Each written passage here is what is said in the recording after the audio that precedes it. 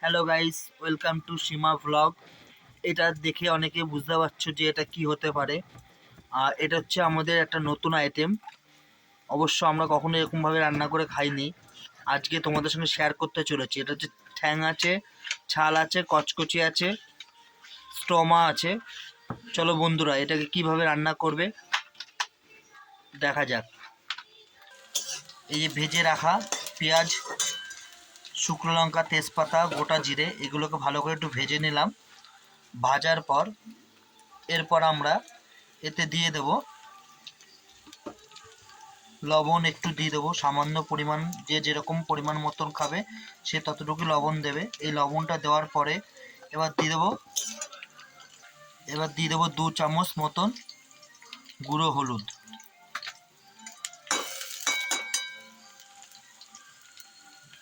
2 চামচ মতন গুঁড়ো হলুদ দিয়ে দিলাম।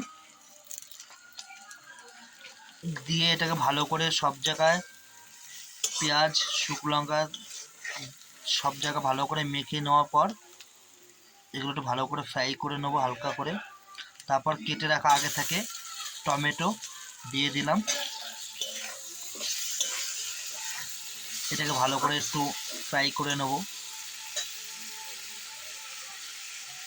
বন্ধুরা, আমাদের এটা ফার্স্ট ব্লগ করতে চলেছি। তোমরা অবশ্যই ভিডিওটা দেখে কমেন্ট করো, জানিও যে এরকমভাবে তোমরা কে কে খেয়েছো। কমেন্ট করে অবশ্যই জানাবে।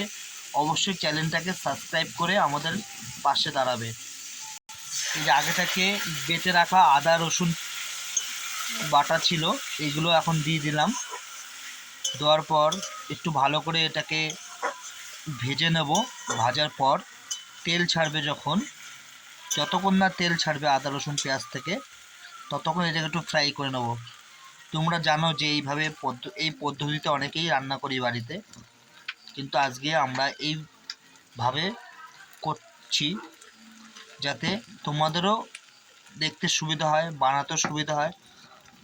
তোমরা কিন্তু ভিডিওটা দেখে স্কিপ করে যাবে না প্লিজ। তোমরা ভিডিওটা দেখো, ভালো লাগুক বা না লাগুক একটা লাইক আর একটা কমেন্ট আর একটা শেয়ার করে যাবে, যেহেতু আমাদের এটা প্রথম ভিডিও।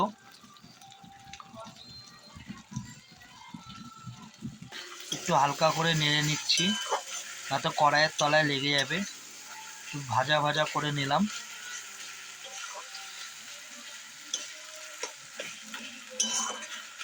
পরিমাণ মতন কাঁচা লঙ্কা, শুকনো লঙ্কা, একটু ঝাল বেশি না দিলে এগুলোতে ভালো লাগেও না। তো আমরা 8টা কাঁচা লঙ্কা দিয়েছি, 4টে শুকনো লঙ্কা দিয়েছি। পরিমাণ মতন আমরা যেরকম ঝাল খাবো তাই সেরকমভাবে দিয়ে নিয়েছি। দিয়ে আগে থেকে বেটে রাখা শুকনো লঙ্কা, কাঁচা লঙ্কা এই যে দিয়ে দিলাম। শুকনো লঙ্কা, কাঁচা লঙ্কা বেটে রাখা। এবারে এটাকে একটু ভালো করে নেড়ে নেব, যেহেতু কড়াই আশপাশে তোমরা দেখতেই পাচ্ছ লেগে যাচ্ছে।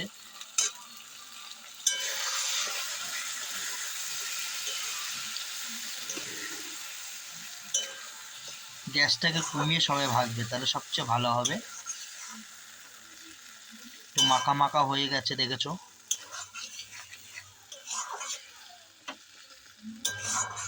দেখো, দেখেছো সাইডে তেল ছাড়ছে। এই যে সাইডে দেখো, যে গোটা গোটা 4টে লঙ্কা, 5টা লঙ্কা মতন দিয়ে দিলাম, 4-5টা কাঁচা লঙ্কা দিয়ে দিলাম গোটা। এটা তোমরা ভাতের সাথেও খেতে পারো, কেউ রুটির সাথেও খেতে পারে, কেউ আবার ওল্ড মগ রাম যে যেরকম পছন্দ করে সেই রকমভাবে খেতে পারো। তোমাদের আগে বলেছিলাম না যে মশলা থেকে তেল ছাড়বে। দেখো দেখো তেল ছেড়ে দিয়েছে। এবার একটু ভালো করে নিয়ে নিলাম। তারপর আগে থেকে কেটে রাখা ছাল টেংরি দেখতে পাচ্ছ, ছাল টেংরি এই যে কচকচি। ভালো করে মশলাটা পুরো ছাল এবং টেংরি গায়ে ভালো করে মিক্স করে নিতে হবে, যাতে কোনো জায়গা যেন বাদ না থাকে, সাদা অংশ যাতে না দেখা যায়। এই যে সাদা অংশটা দেখা যাচ্ছে, এটা যেন কোথাও না দেখা যায়। ভালো করে এটাকে তোমরা একটু ভালো করে নেড়ে নেবে, যাতে কোথাও সাদা অংশ না দেখা যায়। ভালো করে দেখেছো? দেখো কত সুন্দর করে নাড়া হচ্ছে। ভালো করে নাড়িয়ে নিলাম। গ্যাসটা এ সময় একটু বাড়িয়ে দেবে, যেহেতু মশলা তো সব জায়গা না তো মাখামাখি যাবে না।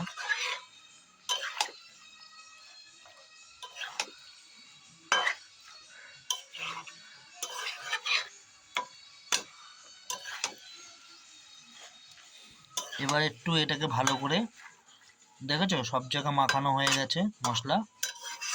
এবার এটাকে একটু সামান্য গ্যাসটা বাড়িয়ে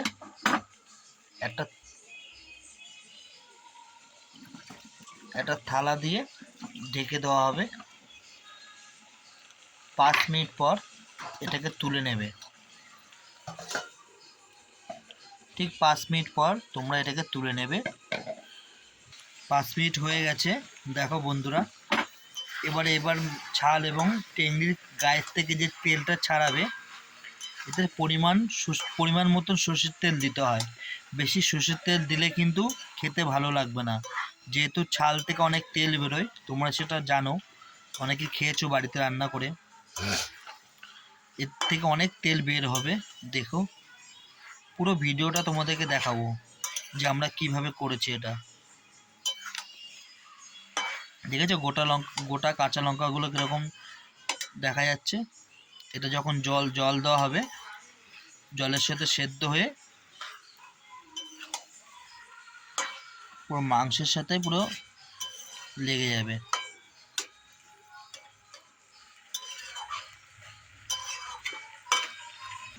দেখো কত সুন্দর কালার এসছে, দেখেছো কোথাও সাদা অংশ দেখা যাচ্ছে। দেখো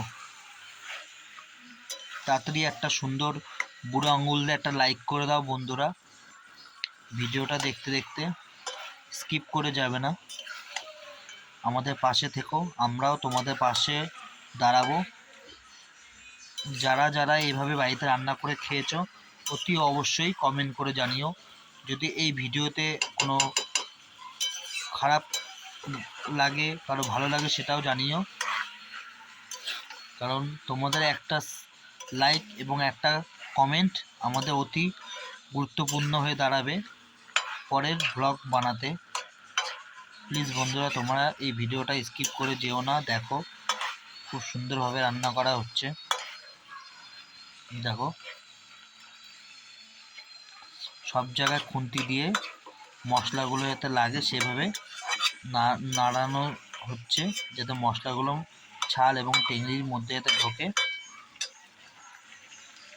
ঠিক এইভাবে নাড়তে থাকো, প্রায় 5-7 মিনিট নাড়তে নাড়তে দেখবে ছাল ও টেংরি গায়ের থেকে যে তেলটা আস্তে আস্তে বেরিয়ে আসবে। বেরিয়ে আসার পর আগে থেকে ভেজে রাখা ছোট ছোট করে আলু এর মধ্যে দিয়ে দেবো।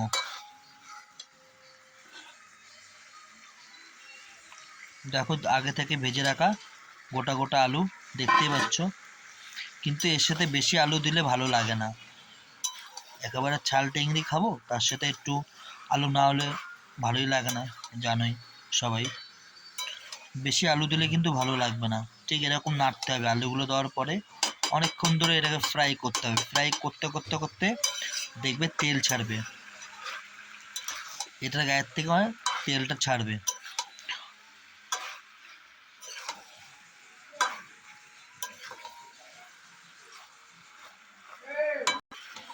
দেখো কতটা তেল বেরিয়েছে বুঝতে পারছো। দেখো দেখো খুন্তির গায়ে পুরো তেলে তেল লেগে আছে, দেখেছো? দেখো এপিট ওপিট করে দেখিয়ে দাও একটু খুন্তিটা। হ্যাঁ দেখেছো? দেখো এবার অল্প করে জল দিয়ে দেবো, হালকা, একদম বেশি জল দেওয়া যাবে না, একটু মাখা মাখা করে থাকে যেতে। বেশি জল দিলে কি বলতো মশলার টেস্টটা পুরো বন্ধ হয়ে মানে টেস্ট থাকবে না। অল্প করে জল দিয়ে দেওয়া হলো। দেখো জলের পরিমাণটা দেখে নাও। দেখো দেখো দেখো দেখো জলটা দিয়ে দিলাম। এবার জলের উপর তেলটা ভেসে উঠবে, দেখবে একটু 7 মিনিট, ঘড়ি দেখে 7 মিনিট এটাকে পুরো ঢেকে রাখবে। ঢেকে রাখার পর দেখবে ফুটে উঠবে। ফুটে ওঠার পর স্টিমটাকে কমিয়ে দেবে। কমিয়ে দেওয়ার পর এবার একটু হাতে করে চেটে খেয়ে নেবে, দেখবে যে কী কম হয়েছে, সেটা না পরিমাণ মতন তোমরা দিয়ে নিলে। এ দেখো বন্ধুরা, আগের সবজি কালারটা দেখো, এই যে মাংসের কালারটা দেখো, আর এখনের কালারটা দেখো, দেখেছো?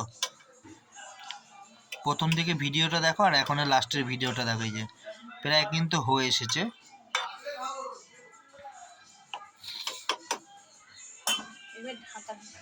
এবার 5 মিনিট থেকে 7 মিনিট ঢেকে রাখবো এটাকে। এ দেখো বন্ধুরা, হয়ে গেছে আমাদের এই ঝাল টেংরিটা। আমরা গরম মশলা গোটা বাটা দিই, আবার অনেক সময় গুঁড়োটাও দিই, যাতে টেস্টটা খুব ভালো হয়। তোমরা গোটাটা দিতে পারো, গুঁড়ো গরম মশলাও দিতে পারো, দিলে টেস্ট হয় ভালো। অতি অবশ্যই কমেন্ট করে জানিও কার কীরকম ভালো লেগেছে। চলো বাই।